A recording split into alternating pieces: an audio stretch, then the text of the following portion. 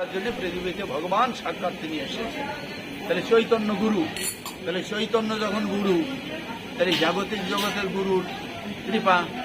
তাহলে আমাদের ওখানে একদিন ওই বৈঠক হয়েছিল, গুরু মহারাজ ছিলেন অথবা একজন পণ্ডিত ভক্ত ছিলেন। তো তিনি বারবার বলতেন যে বাবু এহ জগতের গুরু কৃপা, এহ জগতে আমি বললাম যে শুনুন, এবং আমার ভিতরে আপনি যেটা বলছেন ওটা আমি মেনে নিতে পারছি না, কারণ হচ্ছে আমার গুরুদেব সাক্ষাৎ আমার সামনে, আমার ভিতরে তীরের চাপে জ্বালা কেন? বলেন যে গুরু কৃপা হলে পরে তীরের জ্বালা সব আমার ভস্মীভূত হয়ে যায়। তাহলে সেই ভস্মীভূত যখন হয়ে যায় তাহলে আমার ভিতরে সেই দ্বিগুণ হচ্ছে কেন? তাহলে এটা নিজের কর্মফল, তাহলে নিজের কর্মফল তো সংশোধন করার জন্যই তো গুরুচরণ আশ্রয় নিচ্ছে। তাহলে গুরুদেব আমাকে উপদেশও দিচ্ছেন, তাহলে হচ্ছে না কেন? তাহলে এখানে ওই যে কথাটা হবে যে চৈতন্য গুরু, চৈতন্য গুরু যেদিন জাগ্রত হবে, সেই গুরু কৃপা দিতে হবে, তখন আমার হৃদয়ের এবং হচ্ছে ক্লেশ অশান্তি সেদিন সমাধান হয়ে যাবে, পরিষ্কার হয়ে যাবে।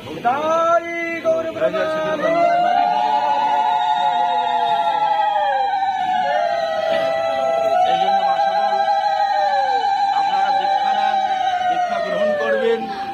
দীক্ষা হচ্ছে দিব্য জ্ঞান, সেই দিব্য জ্ঞানটা যদি আমার ভিতরে আপনার ভিতরে স্ফুটিত না হয়, অন্ধকারে ঢুকে যেতে হয়, তখন সেই গুরুদেব বললে এটা আমার সম্পদ, আমার আজকে এই সম্পদ আছে যেরকম একটা জাহাজ, তাহলে গুরুদেবের সেই জাহাজটা আছে ডুবে যাচ্ছে, তাহলে ডুবে যখন যায় তার মালিকের তো কষ্ট অবশ্যই হয়, তাহলে মালিকের কষ্ট হয় না? মালিকের অবশ্যই কষ্ট হয়।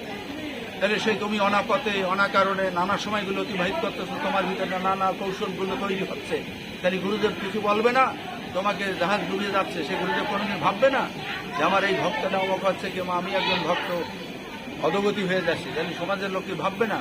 তাহলে অবশ্যই ভাবা উচিত, তার পাশে যেতে হবে, তাকে সৎ উপদেশ করে তার সঠিক রাস্তা আবার পরিচালনা করার চেষ্টা করেন। যদি সে না শোনে তাকে আপনি ছেড়ে দেন না, আপনার প্রচেষ্টা আপনি ছাড়বেন না।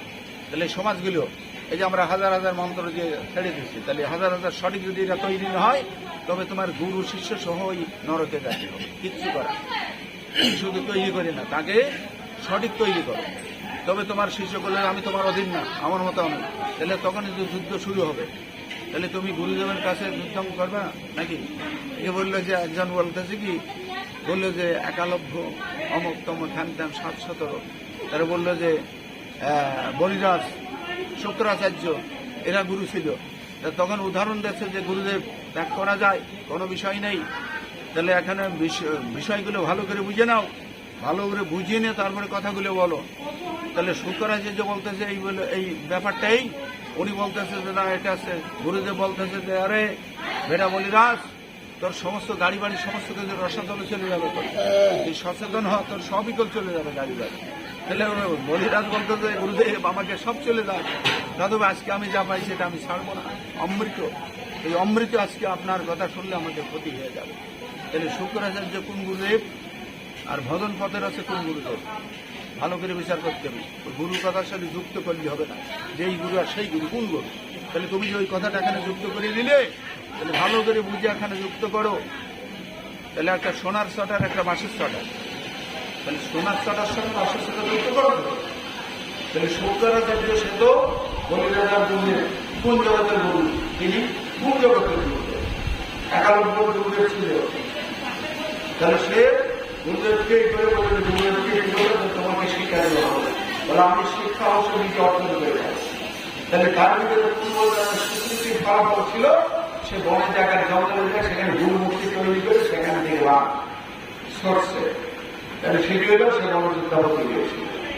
তাহলে তোমার ভিতরে এইরকম বিবেক জাগ্রত করো, এরকম সঠিক সুফল ফল গুরুদেবের পাশে যদি থাকো না থাকো সেটা কথা অনেক কথা। এরকম কিছু তোমার আমার এইরকম জাগ্রত করতে হবে। তাহলে সেটা যদি আমরা না করতে পারি তাহলে সেখানে কি? তাহলে তুমি সেই সবগুলো তুমি যে আবর্জনা তৈরি করবে কেন? সমাজকে আলোকিত করার জন্য তোমার মধ্যে একটা প্রদীপ, সেই প্রদীপ যদি অন্ধকারে ডুবে যায় তাহলে তখন তোমার ইচ্ছা মতো করলে হবে?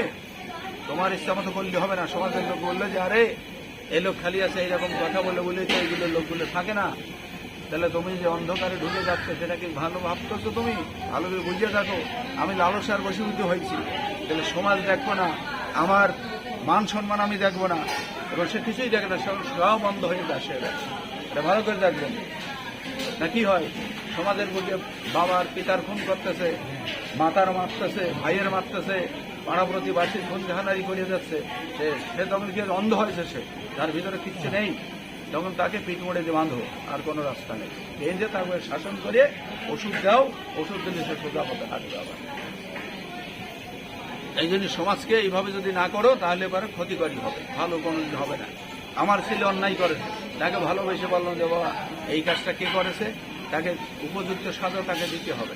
সে মরিয়ে দিলে মরিয়ে যাবে, বেঁচে থাকলে সে বেঁচে থাকবে, কোনো ব্যাপার নেই। তাই বলি চোর পোষা যাবে, খুনি লোক পোষা যাবে।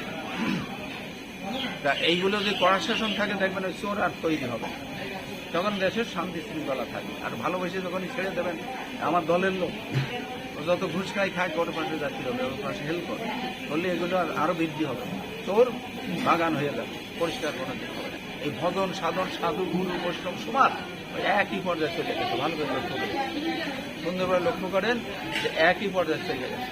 কোনো সাধু গুরু বৈষ্ণব এসবগুলো তাদেরও সমাজ আছে, আপনাদেরও সমাজ আছে। তাহলে এই সমাজগুলো হেঁটে বেপরি চলে গেছে। তাহলে যারা এই যে রাজনীতিবিদ যারা আছে, বলে আরে ধর্মনীতি আর রাজনীতি দুটো আলাদা বস্তু, বলে না, ওটা গীতা শাস্ত্রে এক বাক্যে বলে গেছে। বলে ধর্মনীতির ভিতরে মাধুর্য আর ঐশ্বর্য দুটো হচ্ছে মিশ্রিত, তাহলে মিশ্রিতর ভিতর থেকে তোমার ওই নোংরার ভিতর থেকে ভালো পথে চলে যেতে হবে, আর ওটা নোংরা হবে না। আর যে সাধু যদি শাসন না করে কোনোদিন সমাজ ভালো হবে না, এটা জেনে রাখবেন। আপনি যদি অসাধু হন, আমি যদি অসাধু হই, আমি যদি ঘুষখোর হই, তা সেই ঘুষখোর যদি সমাজ শাসন করে, সে কোনোদিন সমাজ ভালো হবে? তাহলে ঘুষখোর দুইজন আমরা একসঙ্গে হয়েছি, তাহলে এটা তোর একটু কম দেবো না, আমি একটু বেশি নেব, তাহলে ঘুষ করতে আমরা থেকেই গেলাম। তাহলে আমরা শাসন করলাম, বলে দেখ বাবা তুই তো পারিস নে, তো তোর ঘুষ দিতে হবে না, তুই সঠিক পথে হাঁটে, সত্য কথা বল, তোর পিছনে আমরা আসবো, তখন গিয়ে তৈরি হবে সঠিক জায়গা। বলে আমি ঘুষ নেবো না, তুমি অন্যায় করে আমার পাশে আসবা, তোমার সঠিক আমি বিচার করবো, তা আমি কোনোদিন করতে পারবো না। এটা কেউ যদি বলে যে আজকে আমরা হরিবাসনে বলছি, এই ভাগবতের আসা বলে সেই কথাগুলো বলছি, আরে বাবা ধর যে লোক আছে খালি এই বহির্জগতের কথা বলবে। তাহলে বহির্জগৎ আগে তৈরি করো বাবা, বহির্জগৎ তৈরি না করলে দোকান দিতে পারবে না, দোকানে খরিদ্দার আসনে বেচা কেনাও হবে না তোমাদের, এটা ভালো করে মনে রাখতে হবে। এখন বিশেষ করে আমাদের অনুভূতি রাখতে হবে। তাহলে আমার সন্তান নেই, বংশকে কেউ নেই, তাহলে বংশ তো সমাধান হয়ে গেল। যেরকম ইন্দ্রদুম্ন রাজা বলেছিল যে আমার বংশে যাতে কেউ না থাকে, যে ইন্দ্রদুম্ন রাজা বললো যে আমার বংশে যাতে কেউ না থাকে, প্রভু মানে জগন্নাথের কাছে প্রার্থনা করছে যে আমার বংশে যাতে কেউ না থাকে। তাহলে কারণ তোমার এই কথা কেন যে আমার বংশে কেউ থাকবে না? তখন এই কথাটা বললো যে আমার বংশজাত, বলে তোমার কৃতিত্ব থাকবে কি করে? তাহলে আমার কৃতিত্ব তখন জগন্নাথের কাছে প্রার্থনা করলো যে হে প্রভু আমার কৃতিত্ব আমার প্রয়োজন নেই আমার বংশজাতের ভিতরে। আমার বংশজাতের ভিতরে তারা কয় বছর 2-1 পুরুষ করবে, তারপরে ওই কৃতিত্ব আর থাকবে না। আমি চাই না ওটা, আপনার শ্রীচরণে আমার কৃতিত্ব অনন্তকালের জন্য থাকবে। অনন্তকাল বলে জগন্নাথপুরী যতদিন থাকবে, ইন্দ্রদুম্ন রাজা তোমার জন্ম জন্ম কাল কাল তোমার এই কৃতিত্ব তোমাকে থাকবেই। তোমার কথাটা আগে মানুষের ভক্তরা বলে। তাহলে যারা যারা প্রতিষ্ঠিত হয়েছে জগন্নাথ, তাহলে এর থেকে বড় কৃতিত্ব আমি আর চাই না, বলবো আমার বংশ সব আমি এইবারই গুটিয়ে নিতে চাই।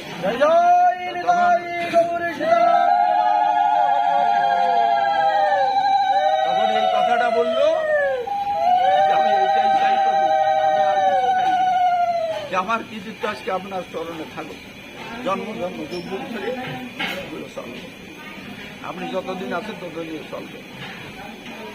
তখন এই কথা যখন বললো, তো তখন জগন্নাথ বলল তথাস্থ, হে ইন্দ্রদুম্ন তথাস্থ, তোমার কৃতিত্ব থাকবে, আর তোমার সন্তানের এই জন্মে আমি তাদেরকে নিয়ে যাব।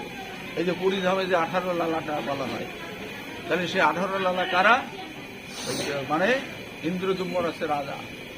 তাহলে ওই কুরুক্ষেত্রের যুদ্ধের পরেই হচ্ছে বড় যুদ্ধ আমার হয় ওই মানে পুরী ধামে, মানে দ্বিতীয়, প্রথম আর দ্বিতীয় কুরুক্ষেত্রের যুদ্ধের পরে যুদ্ধ হচ্ছে ওই কুরুক্ষেত্রের মতো ওই রকম যুদ্ধ এখানে হয়েছিল। অত সৈন্য, অত সন্তান, এত লোক নিধন, এইসবগুলো ওই জায়গা হয়েছিল। লক্ষ লক্ষ প্রতিদিন 3 লক্ষ 2 লক্ষ 1 লক্ষ করে সৈন্য মারা যাচ্ছে সব পুরীতে। তাহলে ওই রাজা ছিল কে? ওখানে ছিল হচ্ছে পুণ্ডরীক, রাবণের সমকক্ষ রাজা ছিল, রাবণের মতো।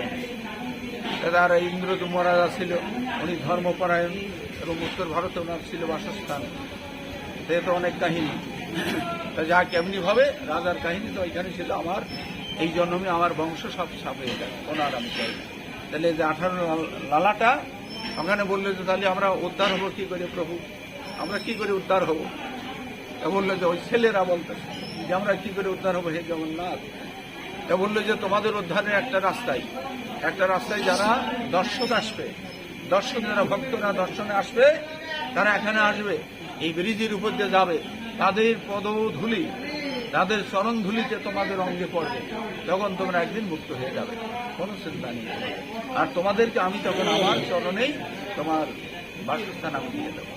এদের ইন্দ্রযমরাজা বললে হ্যাঁ ওদেরকে আমি নিয়ে নেবো, কোনো চিন্তা নেই আপনার। তাহলে যে সেই ইন্দ্রযমরাজার বংশধর নেই, তাহলে তার কৃতিত্ব আগেই বলতে হয় কেন? ওনার নামটা আগে নিতে হয় কেন? তাহলে উনি বলেছেন যে আমি যে জায়গাটা রাখবো আমার মানে বিষয়টা, তা সেই জায়গা থাকলে অনন্তকাল ধরে চলবে।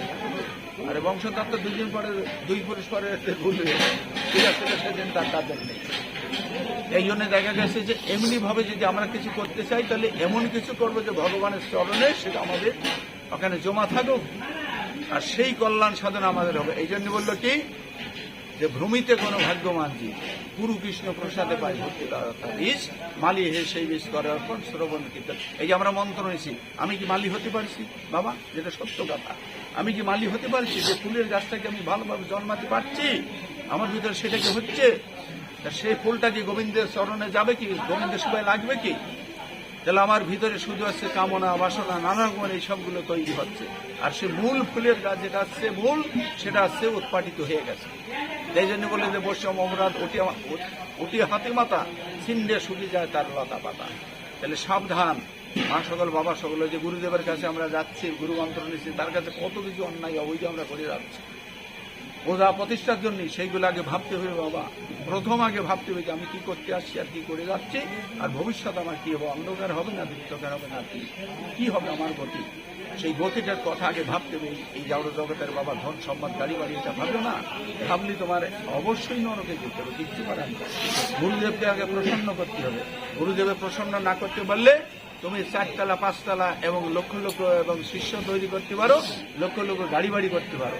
তা ভুল যদি তুমি ভুল করে যাও, বললে যে 1 ফোঁটা ওই গোসনা যদি 1 ঘোড়া দুধ দিতে পারে, ওই ঘোড়ার দুধটা পুরো নষ্ট হয়ে যাবে। তাহলে মনে রাখতে হবে যে সুতীক্ষ্ণ ধারালো অস্ত্র, তা সেই ধারালো অস্ত্র বললো যে পথে চলছি বাবা, তাহলে চলার পথে যে মাঠে দেখবা যে ফুল হয়, চৈত্র বৈশাখ মাসে ফুল হয়ে সেই ফুলগুলো উড়ে চলে যায়, ওর পাতার সঙ্গে কাঁটা হয়। তাহলে ওই কাঁটা যদি পায়ের ভিতর ভিজে যায় বাবা, ওই পায়ের তলার রং আর হচ্ছে কাঁটার রং এক হয়ে যায়, তখন হচ্ছে বোঝা যায় না। তাহলে যখনই লাগে তখন মাথার মজকটা নড়িয়ে যাচ্ছে, উঠ সর্বনাশ, সে বসে পড়ছে, বিপদ, খুবই কঠিন জায়গা, সামান্য জায়গা, তাহলে এত তার বিষাক্ত কেন? তার মাথাটা ঘুরিয়ে যাচ্ছে। তাহলে বৈষম অপরাধ এই জন্য বলে যে উঠে হাঁটি মাথা সিংহে শুকিয়ে যায় তার লতা পাতা, কিভাবে ঢুকিয়ে পড়লো বা কেউ বুঝতে পারবে না। এই যে আমরা সমালোচনা করি, যেটা বাস্তব কথা, কোনো সাধুর কোনো নিন্দা করছি আমরা, এগুলো খবরদার, এগুলো শ্রবণ করবে না, কোনো সাধুর নিন্দা করবে না।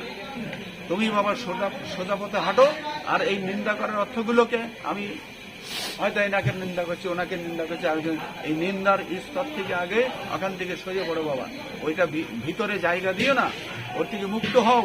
যদি ভজন করতে চাও, আত্মার সদ্গতি চাও, তাহলে ওই কথাগুলো শুনলে বর্তমান যুগে আছে আমরা কি করছি, ওখানে 2 লোক আছে বলা বলি করতে, কি ব্যাপার এখানে কি হচ্ছে বাবা? তা বললো যে ও কোনো ব্যাপার না, তুমি বাবু এখন যাও। তাহলে ওর সেখানে আরো কাছিয়ে যাচ্ছে, কারণ শোনার দরকার, এটা বিশেষ শোনার দরকার। এই দরকার কেন? এটা হচ্ছে তার অপরাধ আছে, সেই অপরাধের কারণে তার আজকে অধোগতি হবে বলে সে ওটা হচ্ছে ভালোভাবে আকর্ষণ করছে তার ভিতরে, এটা ভিতর থেকে তৈরি হচ্ছে। তাহলে বাবা কেউ করে দেয় না তাকে যে অধোগতি হবে, তোমার কর্মে তুমি অধোগতি, তাহলে আরেকজন তোমার কি করে ঠেকাবে? আর এই অধোগতির পিছনে তারা সহযোগিতা করে। বর্তমান সময় এই কলিযুগে শাস্ত্রে আছে, জীবন ভাগ হবে বলে যে যত অনাচারী হবে, আর ওই ডাঙ্কা তার জয় ডাঙ্কার মতো তাকে বেশি আসবে, পৃথিবীতে প্রচার হবে তার বেশি। তাহলে যে এখানে অন্য ধর্মগুলো ভালো করে লক্ষ্য করে দেখবেন, যারা আছে সেই দলে লোক বেশি, সেই দলে আছে জয় ডাঙ্কা বেশি আসছে, নানা রকম কৌশল করে। আর এই চৈতন্য মহাপ্রভু কি শিক্ষা দিয়ে গেল হাজার হাজার